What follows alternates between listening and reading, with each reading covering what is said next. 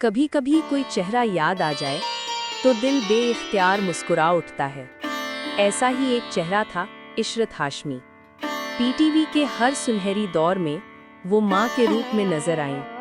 कभी शमा की हलीमा, कभी धूप किनारे में अंजी की अम्मी, कभी अफशा में नसीरा और कभी खाला खैबर मेम। लहजे में खुलूस और चेहरे पर वो सुकून जो सिर्फ माँ के पास होता है। 31 जनवरी 2005 को वो हमसे रुखसत हो गईं, लेकिन उनकी यादें आज भी हमारे दिलों में जिंदा हैं।